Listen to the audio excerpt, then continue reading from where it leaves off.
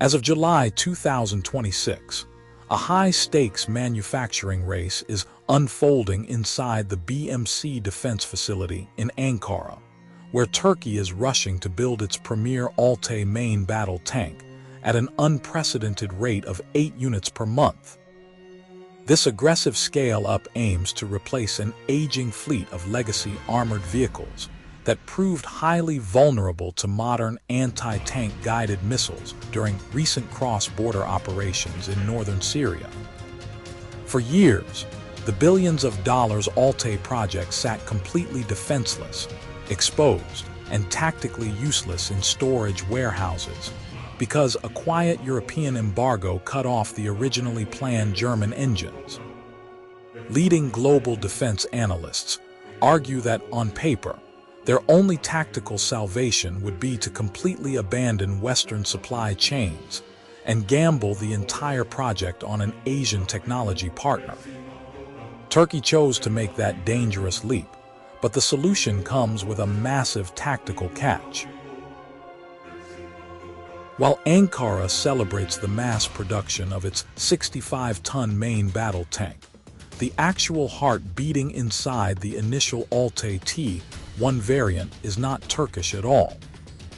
It is a highly controversial powerpack imported directly from South Korea.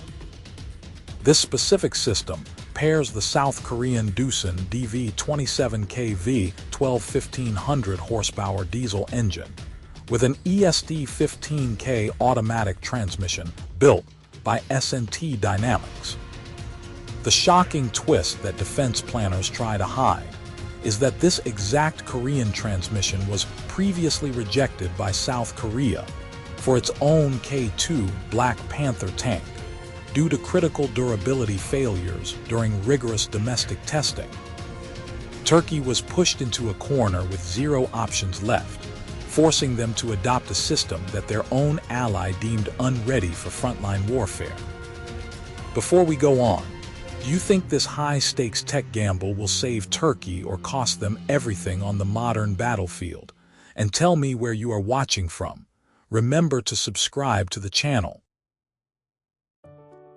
To fully understand how Ankara ended up in this vulnerable position, we must look back at a devastating technological embargo that almost destroyed their armor doctrine.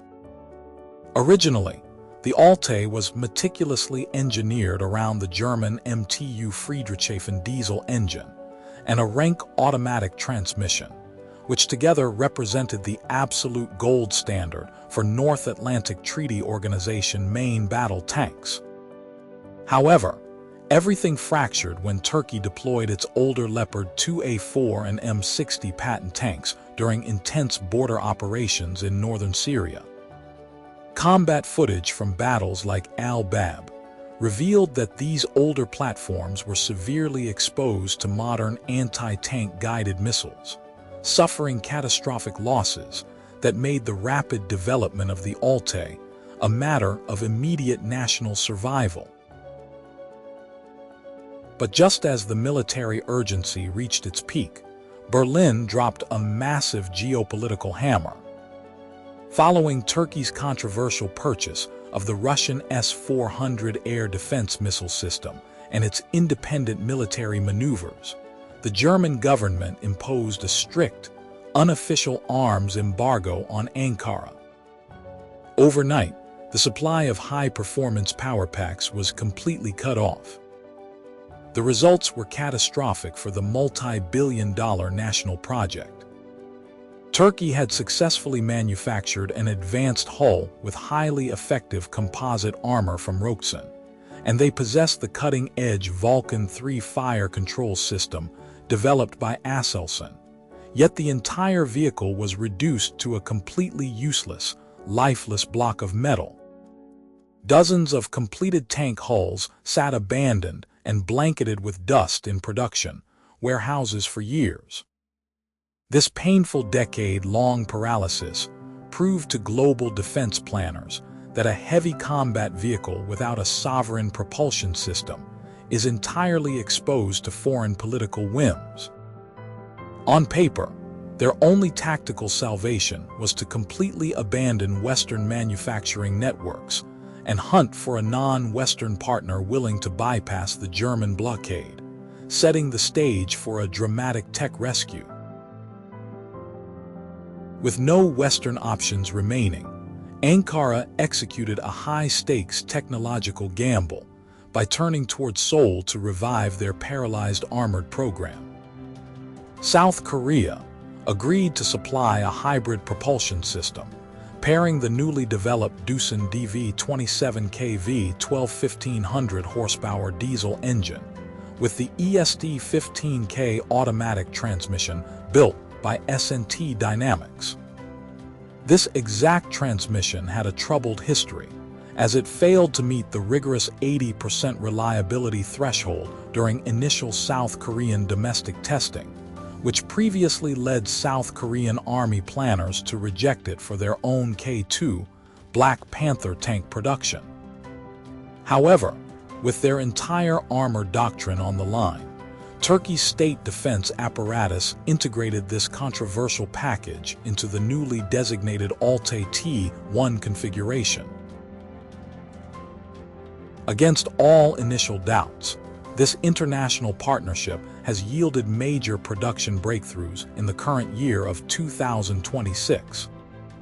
Military field reports indicate that the combined Korean powerpack functions smoothly within the newly re-engineered 65-ton hull, facilitating the rapid manufacturing rates witnessed at the BMC assembly plant.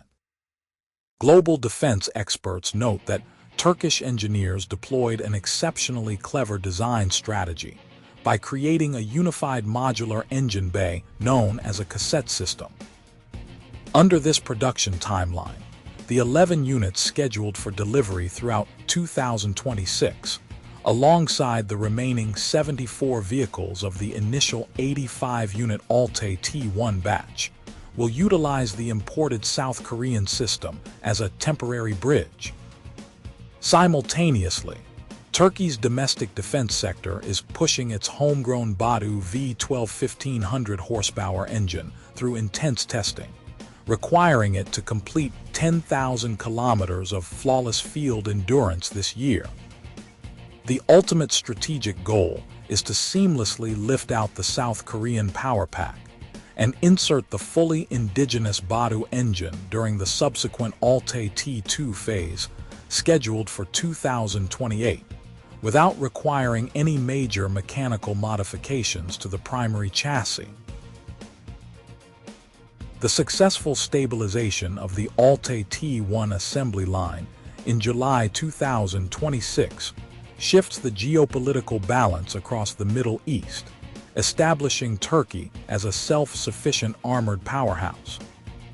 By utilizing this temporary South Korean technological bridge, Ankara has successfully bypassed years of Western defense restrictions, demonstrating a crucial lesson to global military planners that propulsion independence is the ultimate boundary between a sovereign weapon system and a useless asset.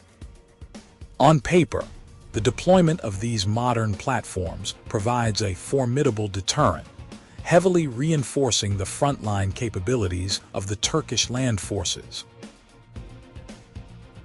However, despite possessing a robust 1,500 horsepower heart, the initial Altay T1 configuration features a significant tactical vulnerability regarding future warfare trends. While modern attrition conflicts demonstrate that an unmanned turret is essential to maximize crew survivability against cheap aerial threats, the Altay T1 still relies on a traditional manned turret design. The vehicle is equipped with the advanced Ankara active protection system developed by Aselsan and composite armor modules from Roksun, which provide excellent defense against heavy anti-tank guided missiles. Yet, leading defense analysts argue that against a saturating swarm of low-cost first-person view loitering munitions, a lone Altay T1 remains highly exposed, unless it operates alongside dedicated mobile air defense platforms like the Korkut self-propelled anti-aircraft gun system. Turkey has effectively solved its decade-long industrial crisis through sheer political will and an aggressive Asian partnership. But the ultimate test of this massive tech gamble lies on the rapidly evolving digital battlefield. Do you believe that this imported South Korean power pack will successfully secure Turkey's military independence? Or will the traditional man turret design leave this 65-ton giant vulnerable to low-cost drone warfare on the modern battlefield?